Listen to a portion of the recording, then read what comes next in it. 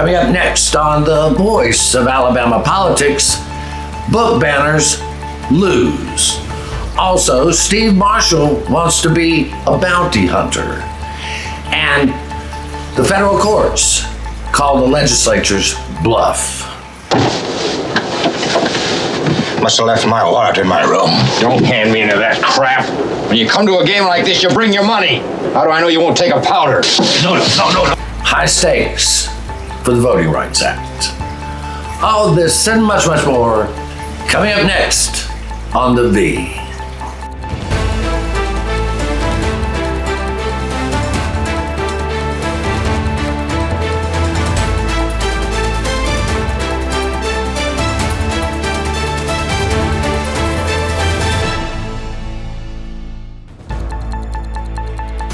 Welcome to The Voice of Alabama Politics, where we tackle the tough issues so you have the hard facts. I'm your host, Bill Britt, and as always, I'm joined by Susan Britt, research guru extraordinaire, and Josh Moon, columnist and investigative reporter at APR, and Andy's father. That's probably the last one. Should have probably come first, I think. So yeah. Well, I have to say, hey guys, but Bill, I'm awfully proud of you. What did I do? You had your redistricting story was on the Joey Reid show on MSNBC this week for an entire segment. They used it to actually guide themselves through the segment of what's going on with redistricting in Alabama. It's not as important as being Andy's father. No, it's a close second, though. It's a close second. You know, that whole thing with redistricting, I mean, our audience is pretty aware that Alabama drew maps of the congressional districts that absolutely defied the court order. Mm-hmm. And when they went before the three-panel judges, the federal court judges, the judges said, you defied our order. We've never seen anyone defy a court order like this before. Mm-hmm. And Alabama was like, well, yeah, okay, so what? Yeah. So, well, you know, we have. Yeah. It was back during the Jim Crow era, we did it a lot. You know? Yeah. Nothing new for Alabama. Yeah. But the thing is now they've appointed a special master, Richard Allen, to draw the maps with the guy that does the maps. Mm-hmm. They're going to draw new maps. But Alabama, as we expected and as we have reported, filed suit to appeal to the U.S. Supreme Court. And Josh, that was the plan all along, wasn't it? Yes. This was the reason for the defiance. This plan came from the AG's office, came from Steve Marshall and Edmund LaCour, who's the Solicitor General. They went over and they essentially drew this map for the Republicans in the House and Senate and the state. Drew up a map, forced it on them, explained to them what the plan was. There's a fix that's in. A lot of people believe to get Justice Kavanaugh to flip his vote. They believe they have an end there that they can exploit in some way, and they believe that they have been given some indication that Kavanaugh is willing to consider flipping on the majority that overruled these maps the last time, and ultimately killing the Voting Rights Act once and for all. And I don't think that should ever be overshadowed, that this would be the absolute death of the Voting Rights Act and a detriment and blow to black voters all across this country, should that happen. Well, they do have an end, in fact, with Kavanaugh, in that LaCour's wife, Alice, actually helped him get nominated for that seat. Yeah, on his confirmation team, wasn't she? Yeah. That is Edmund LaCour, who is the Solicitor General, who we understand helped draw the maps and put this plan together. Steve Marshall also hired a law firm with close ties to Justice Thomas and Justice Kavanaugh. And this group is backed by this Marble Trust, which is a right-wing group that has $1.6 billion in the bank, or in their access to $1.6 billion to try to influence things like judicial races, the Supreme Court, redistricting, and everything. They have a goal, a very narrow goal of turning this country into a Christian nationalist society. At least that's my understanding. And they have a lot of money. Oh, they don't make any secrets about it. Listen, you're not going out on a limb. They don't make any secrets about that. All right, that's exactly what they want to do. They believe it's somehow or another they read a different constitution and different papers than all the rest of us read from the founders of this country and from all the court decisions that have come down over the years about what the purpose and intent and separation of church and state, freedoms of religion and speech and so forth have meant. They believe it means something different than all the rest of us, and that they're smarter than us. And if you have enough money, apparently you can influence the country's highest court in such a way that you can kind of get your way on a lot of stuff. The thing that really astounds me about this idea of Christian nationalism is we live in Alabama, and I can't find 3 churches in the same neighborhood that agree on exactly what Christian doctrine is. Yeah. Right? So who's going to decide what the doctrine is in the end? I don't get that. I think that's all. We shake all that out after the war. But I mean, it's honestly, it's insanity. It's, as I tell people all the time, before the founders started with our Constitution and Bill of Rights, all the pages were blank. All right, there was nothing on them. They could put anything they wanted to on them. And what they chose to put on them is and build is a country that had religious freedom, where the Muslim had the same right as the Christian. And you can talk about Christian nationalism and the Christian nation and all that, but you're wrong. You're just flat wrong. Yeah. Well, and that's just a fantasy that people want to believe because it's their side. They like these Moms for Liberty and that whole bunch of junk. They're all about Christian liberty and all that. I said, well, what about some Muslim Moms for Liberty? How would they react to that? Because don't they deserve the same liberty that the Christian moms have? Yeah, they do. And it's just it kind of goes back a lot to white people, where equality is somehow a blow to them. Equality is unfairness. To a lot of white people in this country. When you talk about leveling the playing field, we saw it a lot in the Montgomery mayoral race recently, when a lot of the problems that a lot of those white business owners had there wasn't that they were being treated unfairly; it's that they were being treated fair. That all of a sudden the black business owners were getting the same treatment as the white guys were, and they didn't know how to take it like that. That's kind of the same way we're talking about with the Christian nationalism stuff here. And what bothers me is that men and women died, gave their lives for the Voting Rights Act. And, just a few years ago, they struck down pre-clearance and all that stuff, thinking that the South had changed. The South has not changed. Now they want to get rid of the part of the Voting Rights Act that has fair redistricting. Well, and what they're trying to set up here is if Alabama is successful and Kavanaugh does change his mind, that opens the door for Texas, Arkansas, all these other racist states. Red states. Red states. Racist You meant red. You meant red. Yeah, I meant red. It's honestly, it's a backdoor around policy making. Okay, that's all it is. It's a backdoor around governing.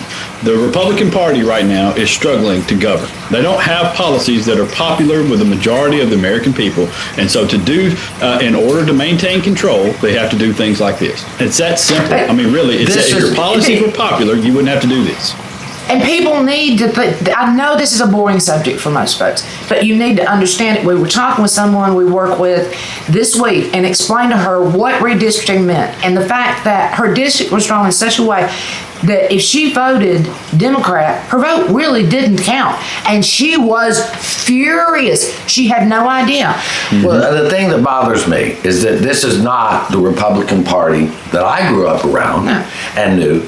They wanted to limit government, let states do their own thing, and let people vote. And now we have a party that really is more of a sort of fundamentalist populist movement, which, as Mike Pence called, is the siren song of populism and the downfall of democracy. But we're gonna I'm sorry. We're gonna have to leave right I'm there. sorry. You're watching The V, the voice of Alabama politics. We'll be right back.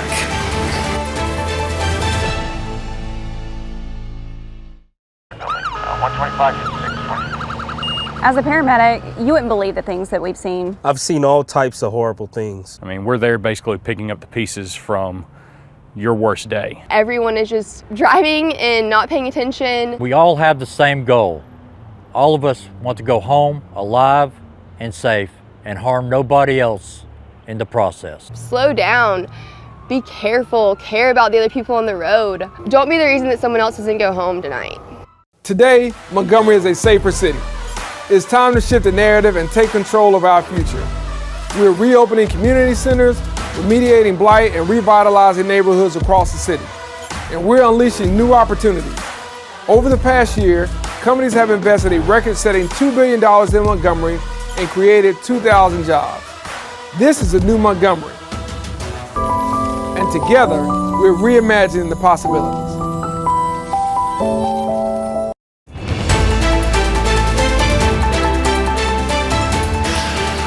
Welcome back to The V, the voice of Alabama politics. And I want to say this. There is nothing wrong in this world with being a conservative. There is nothing wrong in this world with being a liberal. Those are different sides of a coin that has helped shape this country for 236 years. And I don't think either one is bad. I think they're just different. And in the past, we were able to compromise and make things happen. There are people now who refuse to compromise and think it's their way or the highway. And one of the groups that is doing that is called, Clean Up Prattville, which is comprised, believe it or not, of young people that work in Montgomery in government. One woman works at Medicaid. Another guy that's been involved, he works with Chief Justice Tom Parker. You've got people that actually, I think it's conflict of interest, but what they're trying to do, Susan, is go in and ban books at public libraries. And they tried to do this in Prattville. They made a big deal out of it. They want to ban the books, and they had this whole scheme, but it didn't work. It didn't work. There's a list of 40-something books, I think there is.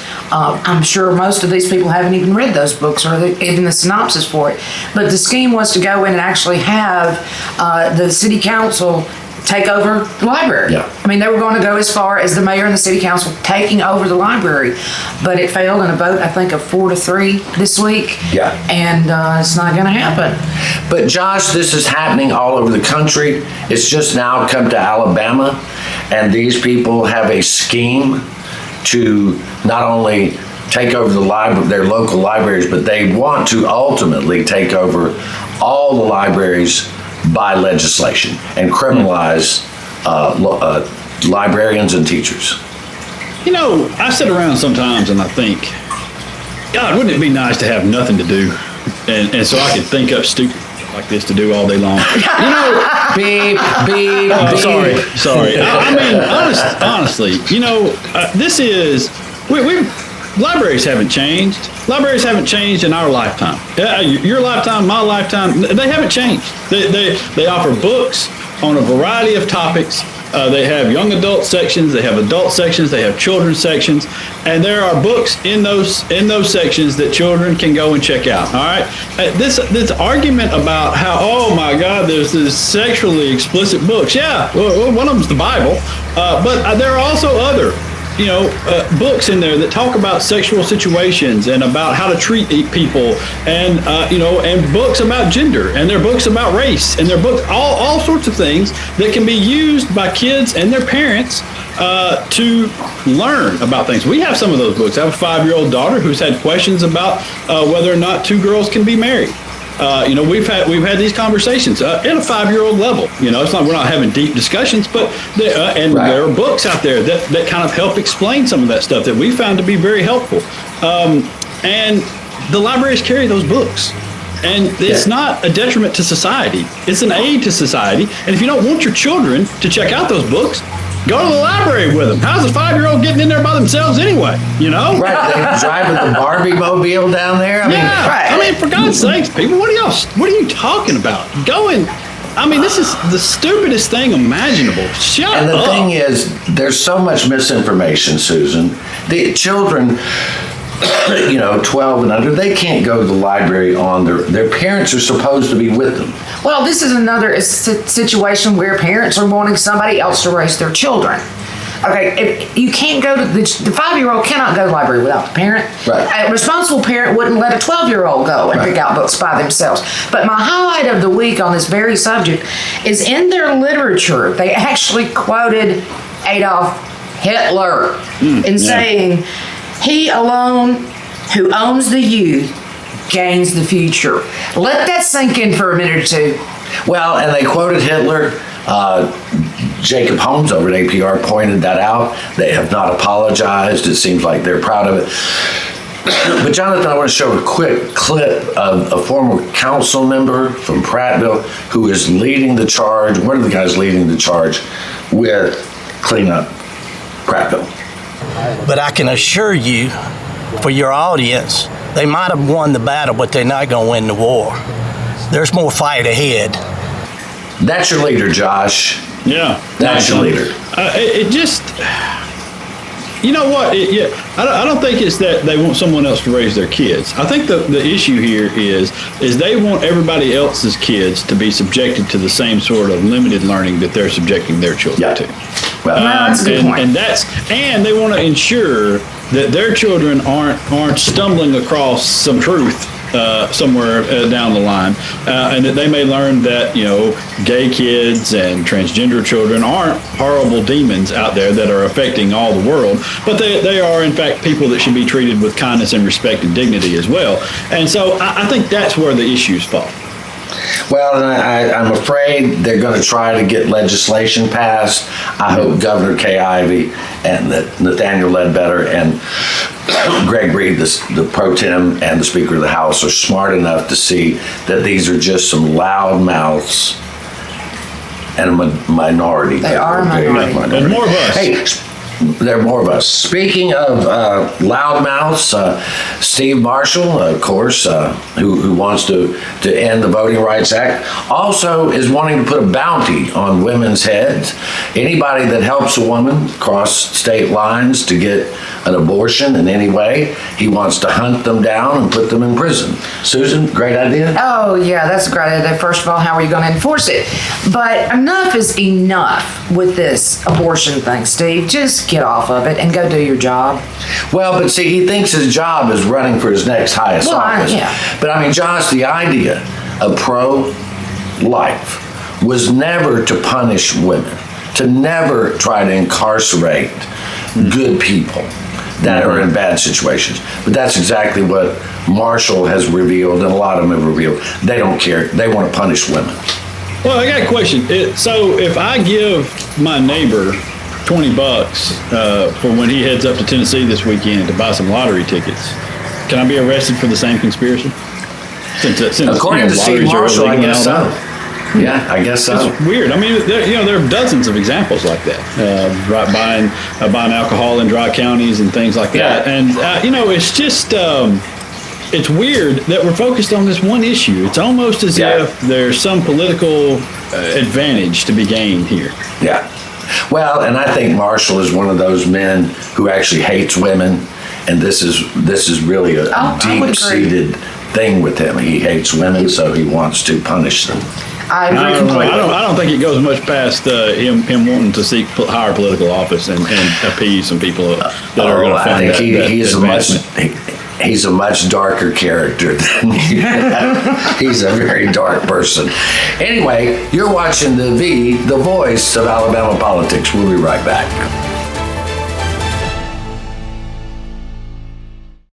Your home is your most valuable asset.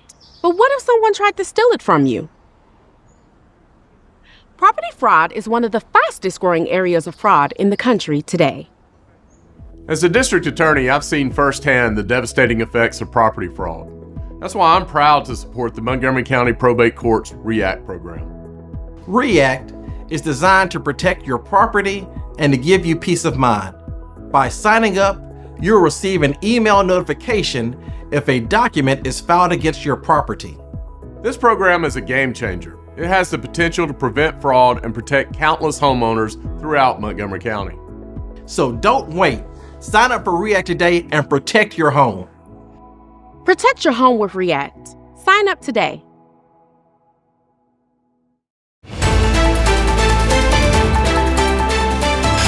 Welcome back to the voice of Alabama politics. Roads and bridges.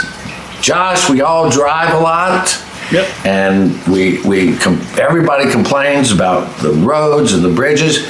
And Governor Kay Ivey and the legislature has been trying to do something about it. But people still complain, because their pothole doesn't get filled up fast enough, or their lanes don't get widened fast enough, or the way they want it. But, they had a thing this week over in West Alabama where they're widening the 59 to a 4-lane. Governor Ivey now says that they're going to widen I-65 and that she can actually walk and chew gum at the same time. But that's not enough for some folks. They want more. But again, we're putting a lot of money, Susan, into roads and bridges. We have to, if we're going to attract industry here, they have to be able to move their products and in a safe way.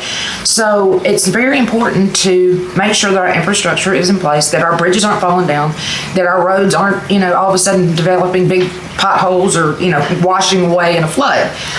It's very important, and she's been dedicated to that all along. That's where this started with the gas tax in order to have the money to be able to do just these such things. And I misquoted there. It's US 43 and State Route 69. Mm-hmm. It's got about 80 miles to that. Yeah, but that's a congested area over there. I know some people think it's not, but that Tuscaloosa and those folks over there, they need that. But Josh, again, why do we always complain when we're getting roads and bridges? Because we complain when we're not getting roads and bridges. Yeah, sure. It everybody wants their their own little piece of the pie, and I guess we should also thank the Biden administration, because a lot of the money is also coming from the federal government through the infrastructure plan, and also Terry Sewell, who was our lone congressional person to vote for this for those packages, and it's always nice to thank the federal government when they're sending the money. I know we don't want it and we don't need their help, but it's always nice that we get it.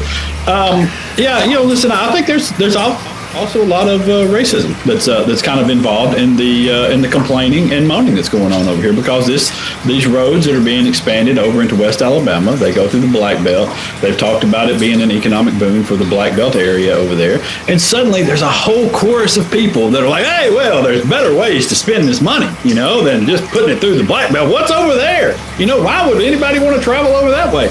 Well, yeah. That's the reason why you build up the roads and the infrastructure, and some people will travel over there and give some reason for businesses to locate into those areas that have historically been very economically depressed because of racist practices by our government over the years. I mean, for God's sake, it's the same area that we've gotten sued by the federal government because they're straight piping sewage out into yards. That's what we're talking about. We're fixing an area that desperately needs an economic boost.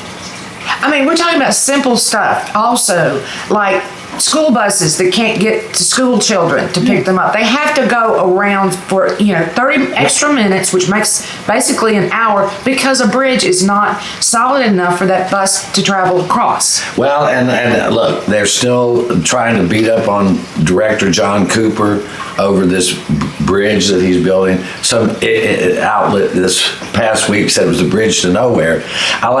Did you look at a map of the bridge? Because it goes from one point to the next, and it's necessary to connect the beach communities. But it didn't. The facts didn't matter. It was slamming John Cooper. The thing that is very important with that bridge in particular is getting people off that island or across that bridge to get to hospitals. Yeah.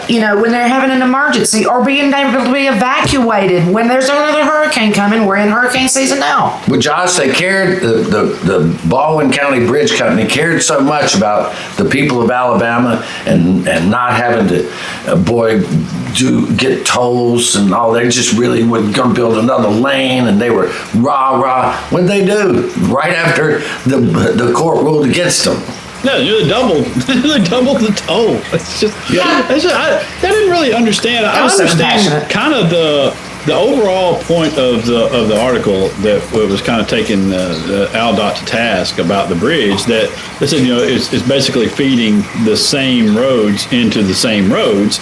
But the major difference being, you're going to alleviate the traffic on the non-toll bridge by creating another non-toll bridge. Yeah. I mean, that seems like a pretty big no-brainer. The reason the people aren't taking the toll bridge as much right now is because there's a toll. And it's going to be a bigger bridge. There you go. Well, I mean, one thing we're sure of, that people are never happy. No. That's okay. Hey, it's interesting. I read an article in the National Public Radio, NPR, about John Wall, the chairman of the ALGOP. And I thought Republicans hated National Public Radio. I thought it was a communist socialist plot. But anyway, John Wall, I think, is a very nice guy. I love John Wall. He's great. And that may be to his advantage that he actually went and spoke with NPR. He's 37. He's young. Looks to have a bright future. But one of the things in the article he talked about was that one of his goals is to reach out to black individuals in Alabama and try to bring them into the Republican Party, and reach out to young people, because young people are trending more and more Democrat or independent. They are not trending Republican.